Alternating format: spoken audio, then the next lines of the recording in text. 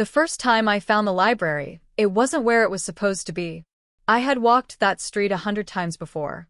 It was an ordinary part of town, a narrow stretch between an abandoned post office and a boarded-up bakery that had closed years ago. The walls were cracked, graffiti peeled in faded layers, and weeds crept up through broken pavement. I knew every detail of that block. And yet, one foggy evening in late October, there it was. A doorway. It wasn't flashy. In fact, it was the kind of thing most people would walk past without noticing. A single wooden door set into the brick, old and weathered, with a tarnished brass handle and no sign above it. What caught me wasn't how it looked, but how it felt. The air seemed thicker around it, as if the world held its breath. The fog curled against the wood instead of passing through, and when I stopped to stare, I could swear I heard something, like the faint rustle of pages turning, just beyond the door. I told myself it was nothing. A trick of the weather, maybe. But I was already stepping closer, reaching for the handle. The brass was cold against my palm, and when I pulled, the door opened without resistance. Inside, the smell of old paper and candle wax drifted out. Warmth spilled onto the sidewalk, though I couldn't see the source. I hesitated. It should have been impossible. No building sat between the post office and the bakery. The space simply didn't exist. Yet here was an entrance, inviting me in. Curiosity won. I stepped inside. The world shifted. The city fell away behind me, swallowed by silence. The door shut softly, and in its place stretched a vast corridor lined with bookshelves so tall they disappeared into shadow. The air was warm, almost heavy, filled with that intoxicating scent of aged paper, wood polish, and melted wax. The flicker of candlelight danced along the shelves, though no candles were visible. I should have left. I should have turned around right then, opened the door, and gone back into the street. But something in me was already caught. Because the moment I entered, the books began to whisper. It wasn't loud, not at first. Just the faintest brush of voices, layered and distant, like conversations overheard through a wall. I couldn't make out words, but I felt them, brushing against my thoughts, tugging at my memory. I walked farther in.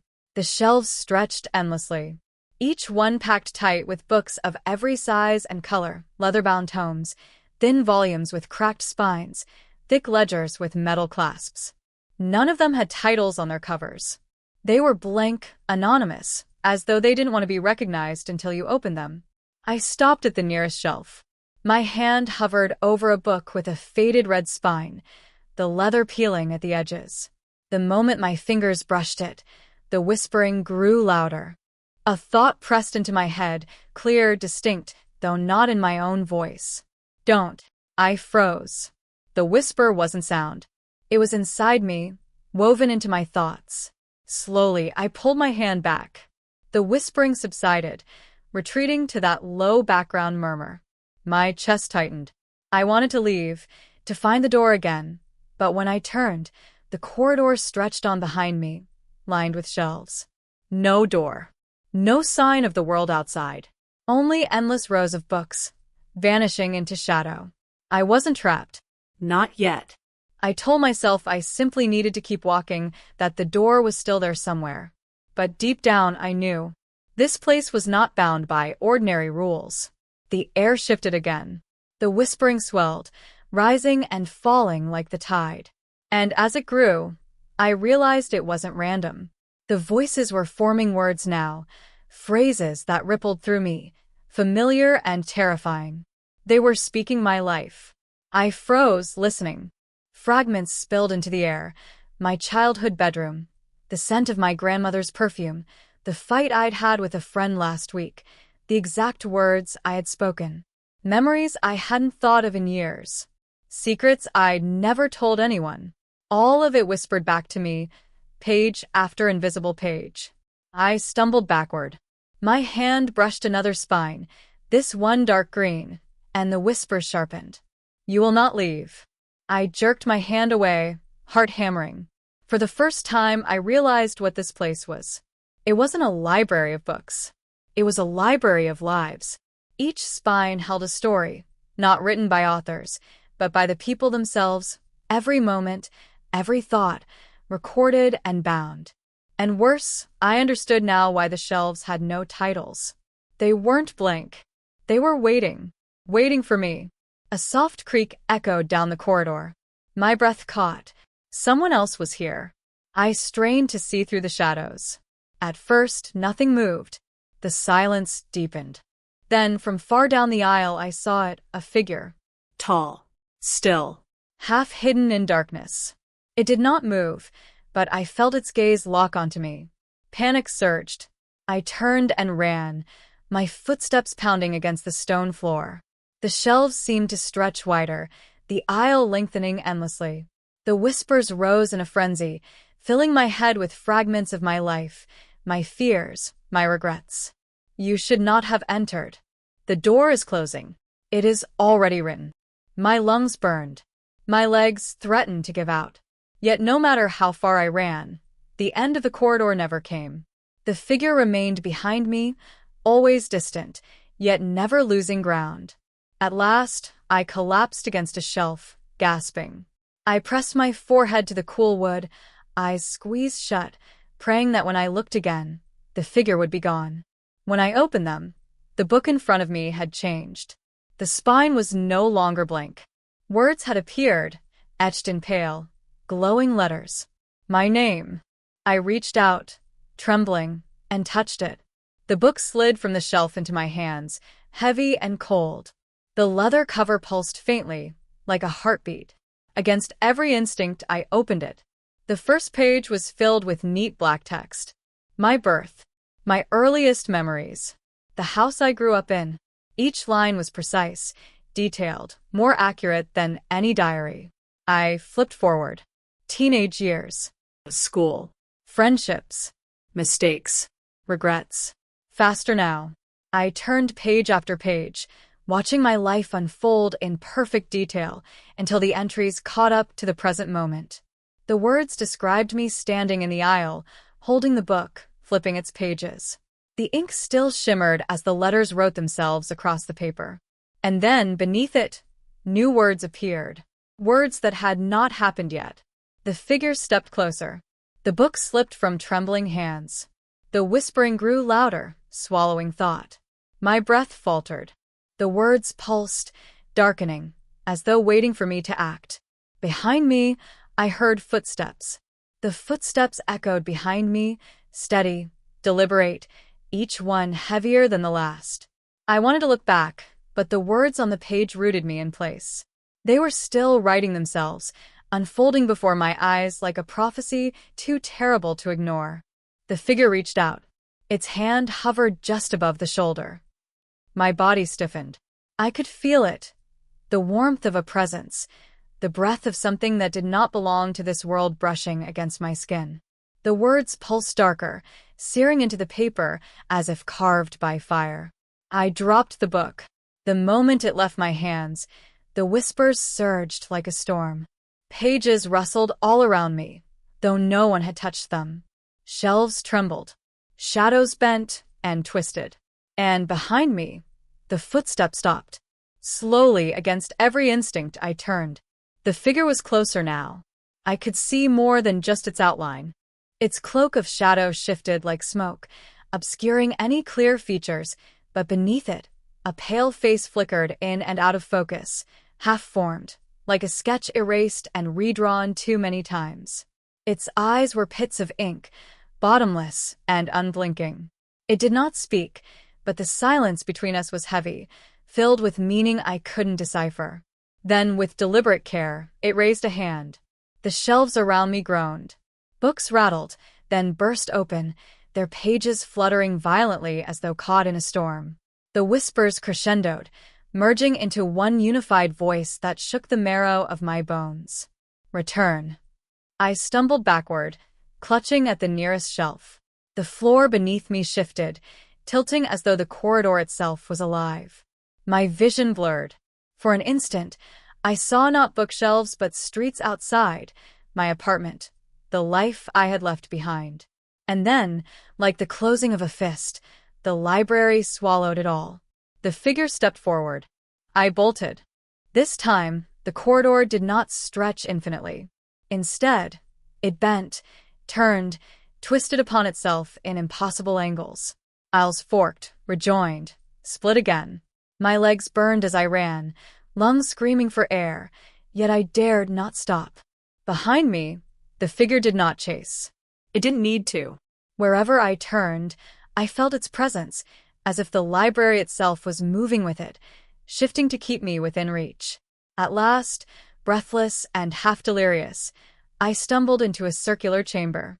It was different from the endless aisles. The shelves here curved inward, forming a ring around a central pedestal. Upon that pedestal rested a single book, larger than the others, bound in dark leather that shimmered faintly with an oil-slick sheen. I approached cautiously. The whispers had stilled, replaced by a low hum that vibrated in my chest. The air was warmer here, heavier, charged like the moment before a storm breaks. The book called to me. Against my better judgment, I touched it. The instant my fingers brushed the cover, the chamber darkened. Candles flared to life along the walls, casting tall, wavering shadows. The book opened on its own, pages fluttering until they stopped at the center. The words inside were unlike the neat black script of my own volume. These were jagged, shifting, scrawled in a language that resisted comprehension. Yet somehow, I understood enough to grasp the intent. It wasn't a story. It was a command. And the command was simple. To write is to bind. To read is to obey. What is written cannot be unwritten. A chill settled into my bones. The book wasn't just recording lives. It was shaping them. Every word, every sentence, was both memory and fate. I staggered back, shaking my head. This wasn't real. It couldn't be. But then the pages turned again, revealing fresh text that formed as I watched. He denies. He resists. He runs. My heart lurched. The chamber shuddered. Books rattled on their shelves. The whispers returned, louder, harsher, no longer passive observers, but voices demanding compliance. And then the figure was there. It stepped from the shadows, its faceless gaze fixed on me. This time, it spoke, not in sound, but directly into my mind, each word burning like hot iron. You are written.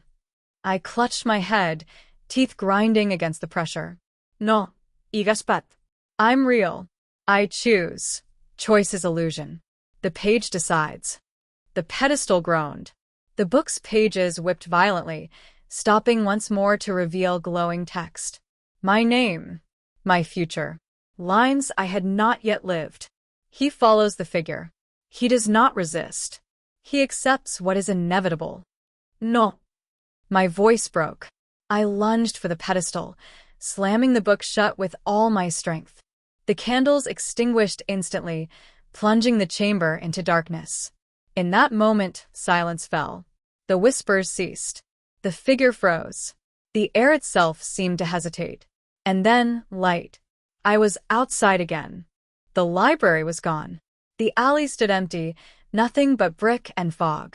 My heart hammered, sweat pouring down my face. I staggered into the street, gulping down air, clinging to the reality of car horns and distant voices, the comfort of city life. But even as I tried to believe I was free, I felt it. Something was wrong, because in my hand I still held a book. Not the massive tome from the pedestal, not the anonymous volume from the shelves. This one was smaller, bound in cracked leather, its pages blank. Except for the first line. A line written in perfect, black script. The story does not end when he leaves. The story follows. I dropped it in terror. But when it hit the ground, it didn't fall flat. It vanished, absorbed into the shadow pooling at my feet. And in the quiet that followed, I heard it again. The faint rustle of unseen pages. The library had not let me go. It had only shifted its ground. And now it was waiting for me. When I finally reached my apartment, I half expected the world outside to dissolve again, to fold itself back into shelves and corridors, but the city remained intact.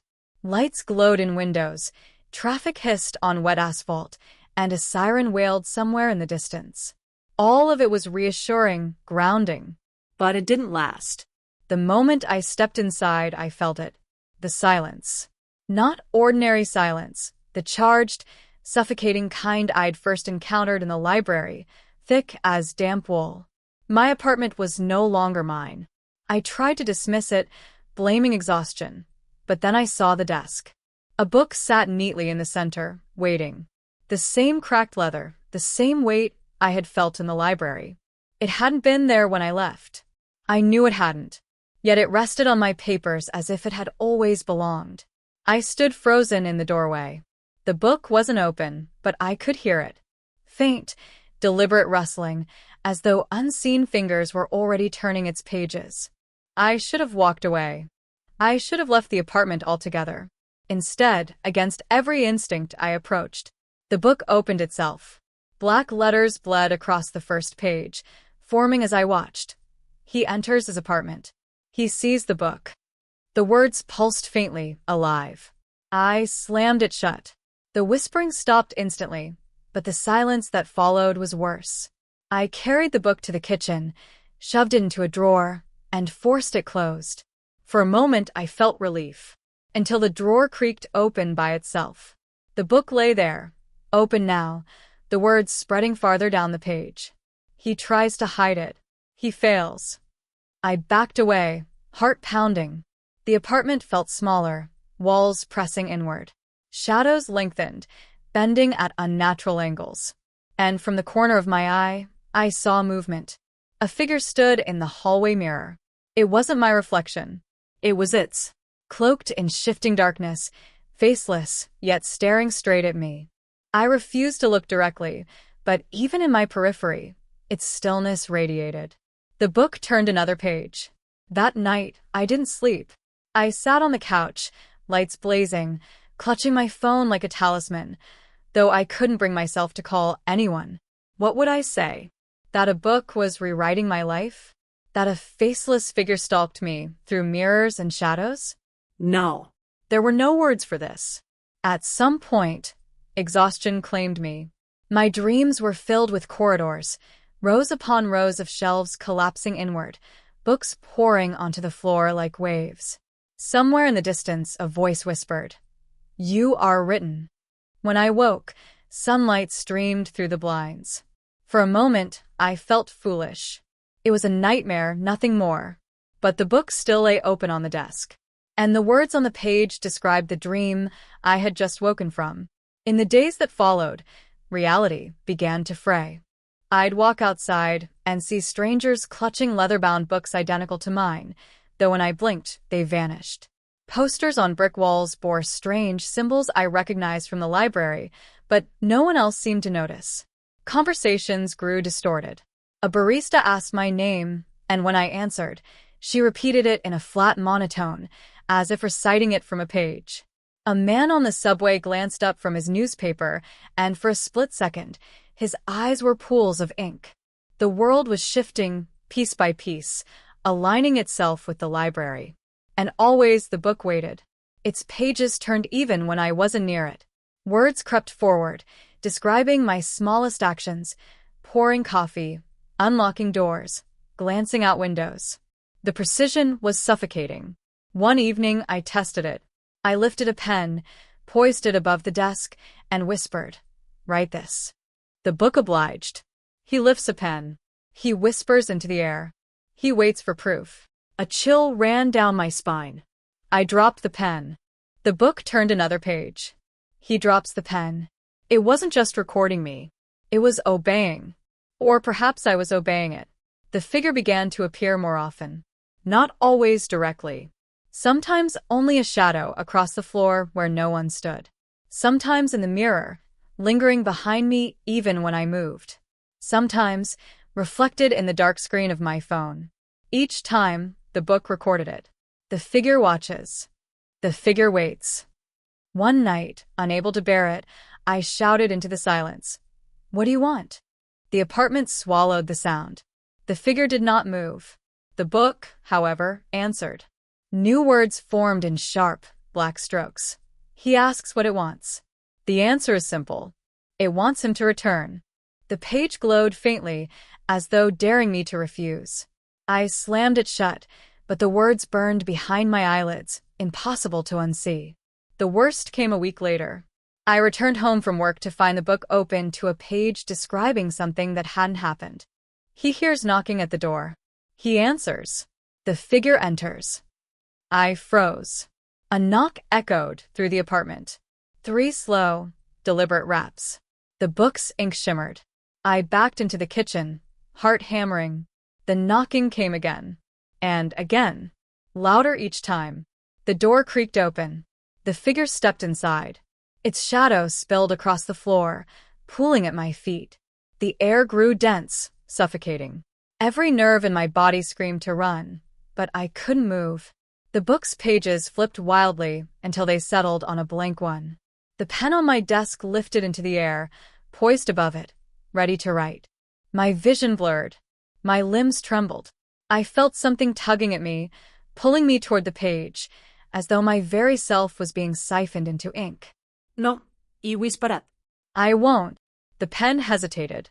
For the first time, the figure tilted its head, not in command, but in curiosity.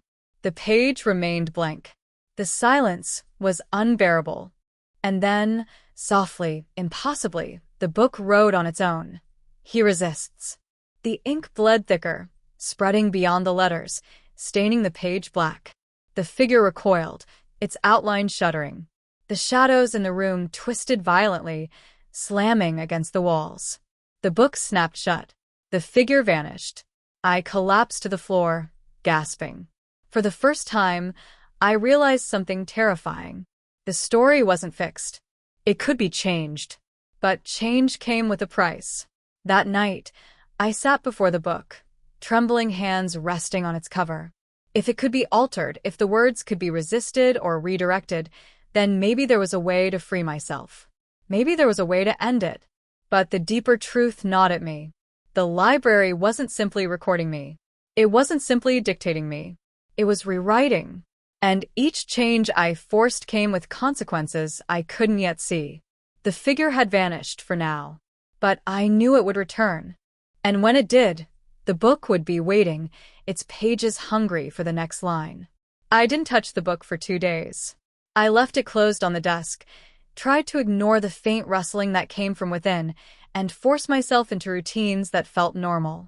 Coffee in the morning, work emails, a walk around the block. But nothing was normal. The city was changing. At first, I thought it was my imagination, shadows lingering too long, strangers glancing at me with eyes too dark, too hollow.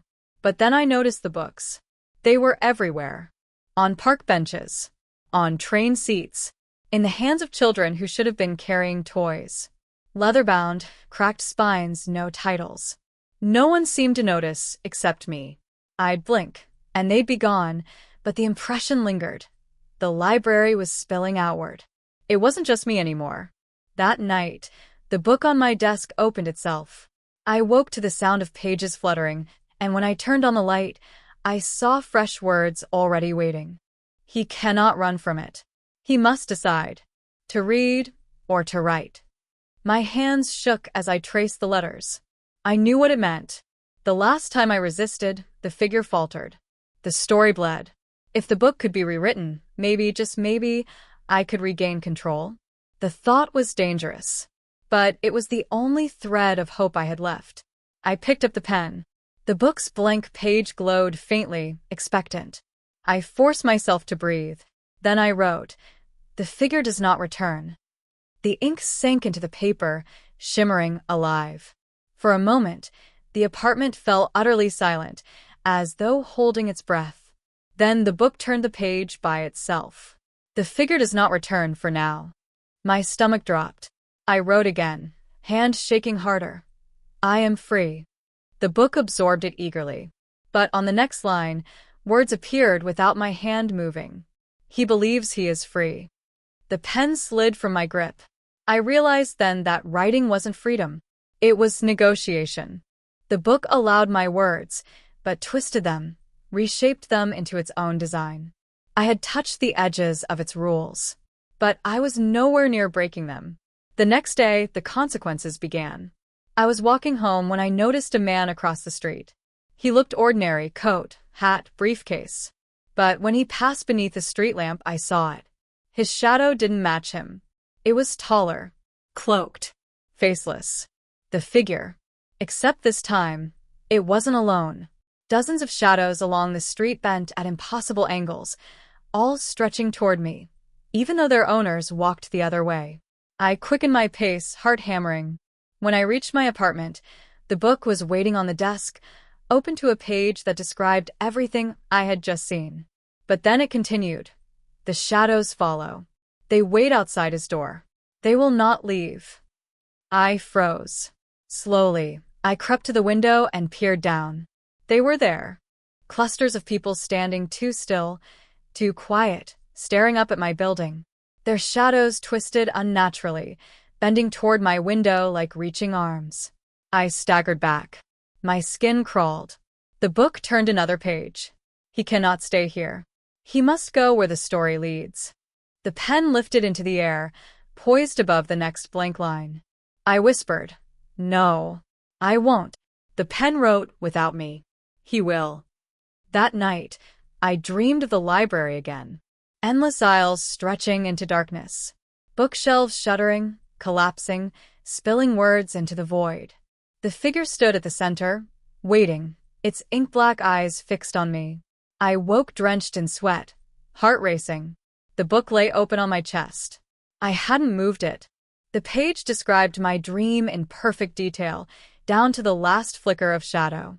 I threw it across the room, but it landed neatly on the desk, pages fluttering to a stop. The words that stared back at me were worse than anything yet. He will return to the library, not because he is forced, but because he chooses. For days I fought it. I refused to write. I tried to ignore the pages. But the more I resisted, the more the world warped. Street signs rearranged into unreadable symbols. Strangers repeated phrases in flat, mechanical tones. Entire conversations dissolved into whispers. I'd walk through the park and realize every tree trunk was lined with shelves, every branch dripping with pages instead of leaves. Reality was unraveling, turning into the library. And the book recorded all of it, line by line. The more I struggled, the clearer the truth became. This wasn't about escape. There was no escape. The library wasn't a place I had stumbled into. It was something larger. Something that stretched beyond walls and corridors. Something that lived in stories themselves. And I was being written deeper into it. The breaking point came one evening when I heard knocking again. 3 slow, deliberate raps. The book glowed faintly. The page turned. He opens the door. I shook my head violently. No. Not this time. The knocking came again. Louder. He opens the door. I backed away, covering my ears. The third knock shook the walls. The air shivered. And before I could stop myself, my hand reached for the knob. My body moved without command, compelled by the ink itself. The door swung open. The hallway outside was gone. In its place stretched the familiar corridor of shelves, vanishing into darkness. The library. The figure stood there, waiting. The book's pages fluttered violently, as though caught in a storm. He returns. The figure extended a hand, shadow shifting like smoke. This was the moment the book had been steering me toward from the beginning. The choice wasn't whether I returned. It was whether I stepped willingly or was dragged. And though every part of me screamed to resist, I felt the inevitability pressing in. Because I understood now. You cannot fight a story. You can only let it finish writing. The doorway yawned before me, an impossible threshold where my apartment hallway had been. On one side, the faint glow of city lights filtered through my window blinds, reminding me there was still a world that wasn't shelves and whispers. On the other, the library stretched endlessly into shadow, candlelight flickering in rhythms that almost resembled breathing. The figure stood within that darkness, arm outstretched, faceless, but unyielding. I whispered, "No," though the word had no power here. The book on my desk rustled violently. Its pages turned on their own, and fresh ink bled across the paper in thick, final strokes. He steps forward. And my body obeyed. My foot crossed the threshold. The air shifted instantly, warmer, heavier, carrying the weight of endless words pressing down. Behind me, the door slammed shut. My apartment, the city, everything I had known gone in an instant. I was home again. Only this time, the library was different. The shelves groaned like old timbers straining under their own weight. Books pulsed faintly, as though alive, their spines breathing. The whispering was no longer distant but intimate, curling directly into my ears. And the air, it smelled less of candle wax and dust, and more of something damp, metallic. The figure gestured for me to follow. I had no choice. We moved through corridors that bent in ways I couldn't comprehend. Aisles forked into impossible spirals, floors slanted and straightened without warning, staircases rose and fell, as if the library itself was reconfiguring while we walked. The books whispered louder, their voices layering into a chorus. This time, I could make out words clearly. Not my life. Other lives. I heard fragments of strangers' stories, births, betrayals, confessions, fears whispered in the dark. Voices cried out, pleaded, begged for endings that never came. The shelves held them all, every soul trapped in parchment. The figure never spoke, but the whispers guided me. Finally, we arrived at another chamber. This one was vast, domed, with walls vanishing into darkness. At its center stood a towering lectern, upon which rested a book far larger than the one I had seen before. Its cover was bound in blackened leather, etched with countless names that shifted and rearranged when I tried to read them. The figure stopped at the edge of the chamber. It did not enter. Instead, it gestured again, urging me forward. The lectern waited. As I approached, the whispers subsided. Silence pressed in, thick and unnatural. My footsteps echoed sharply, swallowed a moment later by the void. The massive book opened on its own. Its pages rippled, blank at first, then slowly filling with words that shimmered like molten gold. I leaned closer. The lines formed not just sentences, but entire histories. Wars, kingdoms, tragedies, miracles, events too vast for one life. These weren't personal volumes like the ones on the shelves. This was larger. This was the writing of worlds. My chest tightened. If my small book had dictated my life, this tome commanded something far greater. Entire realities bent beneath its ink. And as I stared, new words began to form at the bottom of the page. He approaches the lectern. He understands what this is. He realizes his story is only one thread in the vast design. The words blurred, rearranged themselves. He is given a choice. I whispered, "What choice?" The answer bled into the page, slow and deliberate. To be read, or to write.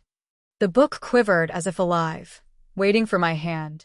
A quill rested beside it, its tip gleaming wet though it had not been dipped in ink. Behind me, the figure waited in silence. My mind raced. To be read meant surrender, allowing the library to dictate everything, a puppet bound to the page. To write meant what? Control? Power? Or something far worse? I lifted the quill, hand trembling. The page brightened. Before I could touch it, the whispers surged again. This time, they weren't from the shelves. They rose from the book itself, 1,000 voices layered into one, pressing into my skull. Right. My hand lowered. The quill touched parchment. For the first time, the words that appeared weren't dictated by the library. They were mine. He refuses to obey. He takes his own path. The ink glowed brighter than gold, searing across the page. The chamber shuddered. The whispers screamed. The figure stepped forward, shadows twisting violently, but the book flared with light, holding it at bay. More words poured out of me, frantic, desperate. He is not trapped. He is not bound. He is free. The parchment absorbed every line, quivering with heat. The air burned in my lungs. But then, the light dimmed. The words shifted. He writes of freedom. But freedom is another story. And stories belong to the library. The ink darkened, swallowing my words, twisting them into new ones I hadn't written. He believes he resists. In truth, he writes the ending the library demands. The quill fell from my hand. My knees buckled. The chamber stilled. The whispers softened into a low, victorious hum. The figure approached. This time, it extended not just its hand but the book it carried. My book, the small cracked volume that had followed me from the beginning. Its pages fluttered open to a blank spread. And I understood. The library had never given me a choice. It had only offered the illusion of one. To be read was submission. To write was participation. Either way, the ink claimed me. The figure pressed the book into my hands. I wanted to drop it, to let it vanish as before, but my fingers clung to it as if fused. The cover pulsed faintly, like flesh. New words formed instantly. He accepts the book. No, eerie spirit. My voice shook. I don't accept it. But the page had already turned. He denies, but the denial is written too. Every resistance becomes part of the text. Tears burned my eyes. The futility crushed me. I staggered back, clutching the book to my chest. The figure loomed, silent, implacable. The massive tome on the lectern glowed faintly, as though mocking me. The whispers coiled around my mind, endless, eternal. And for the first time, I understood the deepest horror of the library. It wasn't that the books recorded lives. It wasn't even that they rewrote them. It was that the act of resisting, of fighting, of clawing for freedom, all of it was still story. And stories could only exist in one place. The library. The book in my hands throbbed faintly, like something alive. Every instinct screamed to cast it away, but my fingers wouldn't release their grip. The ink inside it whispered my thoughts as I had them, anticipating words before I spoke them. The figure stood only a few feet away, silent, but impossibly present. Its shadow bled into the shelves, its edges dissolving into black smoke that licked the spines of books like hungry tongues. The whispers rose. A chorus. A chant. He accepts his place. I pressed my palms against the cover. No, I said. My voice trembled. Not yet. The pages turned. He delays, but delay is not freedom. I closed my eyes. The air was heavy with candle smoke and something else, an iron tang like blood. I opened them again, and the chamber around me had shifted. The lectern was gone. The dome overhead dissolved into a ceiling of black stone. The shelves stretched higher, curving inward until they resembled ribs enclosing a heart. I was standing in the very core of the library. And I wasn't alone. Figures emerged between the shelves. Dozens of them. Hundreds. Some looked human, but faded, translucent, with eyes full of emptiness. Others were less complete, faces blurred, features missing, their forms flickering like candlelight. They moved in silence, each clutching a book identical to the one in my hands. The whispers were theirs. Every book in their grip opened, pages fluttering, ink seeping outward. I realized what I was looking at. The residents of the library. Those who had been read. Those who had written. Trapped forever. Their lives reduced to volumes stacked on infinite shelves. The figure stepped back, granting me space to understand. This was my future. Unless there was something else. I turned my book over in my hands, desperate. Its spine cracked under my grip. I thought, what if I destroy it? The pages shifted instantly. He considers destroying the book. My breath caught. The next line appeared before I could act. But destruction is another story, and all stories return here. The library anticipated everything. No matter how far I reached, the ink had already written it. I collapsed to my knees. My voice broke. Then why me? Why bring me here? What is the point? For the first time, the figure moved closer, not to force, not to command, but to show. It extended its hand. In its palm rested a quill, black as obsidian, its tip glistening like oil. The voices hushed. The book in my hands fell open to a blank page. The quill trembled in the figure's grip, then floated upward, hovering before me. A line of ink scratched itself onto the page without my touch. He becomes not story, but storyteller. The realization landed like a stone in my chest. All those others, the shadows clutching their books, they had chosen to be read. They had surrendered, allowing their lives to be consumed, recorded, cataloged. But this was different. This was an invitation. The quill hovered closer. Its tip hovered over my skin, close enough that I felt the chill radiating from it. I understood. If I accepted it, I wouldn't simply have my story written. I would write others. My ink wouldn't bind me. It would bind someone else. The library was offering me a place not as a prisoner, but as part of itself. And the worst part? I wanted it. The thought sickened me, but deep inside, beneath the fear, there was a pull. To write. To shape. To decide how stories unfolded. The temptation was unbearable. The whispers pressed against my skull. He writes. He writes. He writes. I clenched my fists. My heart pounded. I remembered the faces of the shadows, the hollowed people who had surrendered their stories. Did I want to become one of them? Lost, unread, forgotten? Or did I want to hold the quill, to command instead of submit? The library offered damnation in two forms, oblivion or authorship. I was already halfway gone. With trembling hands, I reached. The quill lowered into my palm, cold, impossibly heavy. The page before me glowed faintly, expectant. I pressed the tip to parchment, and I wrote. The first word came easily, almost naturally. Then another. As ink spread, the shadows stirred. Their heads snapped toward me, hollow eyes flickering with something like hunger or envy. I realized then what it meant. Every word I wrote pulled at them, twisted them, bent their stories, rewrote their endings. The library wasn't simply a prison. It was a feeding ground. Writers consumed the written. The ink fed on itself, endlessly. And now I was part of it. The figure stepped back, satisfied. The quill moved faster in my grip, as if guiding my hand. The book filled with sentences not entirely my own. I tried to stop, but the words kept pouring. He writes and cannot stop. He writes until the ink becomes him. He writes until he is no longer man but story. Tears blurred the parchment. My voice cracked. No, I don't want this. But the page had already recorded it. He does not want this. But he continues. And I did. I don't know how much time passed. Hours? Days?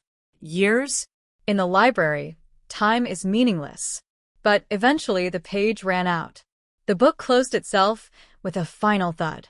The quill dissolved into smoke. The whispers returned, louder than ever, surrounding me, consuming me. And when I looked up, the shadows had stepped back into the shelves. Their books glowed faintly, their stories sealed. I understood what had happened. I had written. I had taken my place. And somewhere, someone else's life had changed because of it. The figure vanished into the dark. The shelves shifted, swallowing it whole. I was left alone, clutching the book that now bore my handwriting. My story, my ink, my prison. The whispers faded into silence. For the first time, the library was still. I sank to the floor, clutching the book to my chest, and I finally understood the truth. There is no escape. Not because the library forbids it, but because once you are written, you belong to it. And once you write, you ensure someone else belongs too. The cycle never ends. The shelves stretch on forever. And if you listen closely enough, you can hear the books rustling in the quiet, waiting. Because the library is not a place. It is a hunger. It is every story ever told. And now it is me,